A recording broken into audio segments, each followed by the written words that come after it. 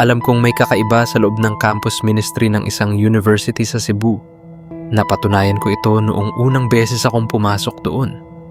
Pagpasok ko pa lang, may hindi na magandang pakiramdam akong naramdaman. Mainit ang loob ng opisina kahit malamig naman dapat. Bigla na lang akong nanghina. Parang nawala ang lakas ko. Umiikot ang paningin ko at sobrang sakit ng ulo ko.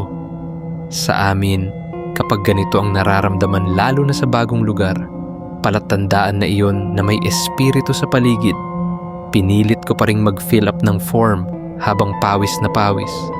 Hindi ko na nga tiningnan ng paligid dahil pakiramdam ko mahihimatay na ako. Paglabas ko ng opisina, biglang gumaan ang pakiramdam ko. Doon ko talaga naisip, may ibang tao sa CM office.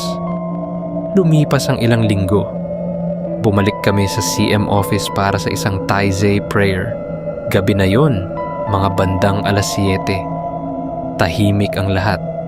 Lahat ng CM members nakapikit at taimtim na nagdarasal. Habang lumalalim ang katahimikan, bigla kong naramdaman ulit ang bigat na naramdaman.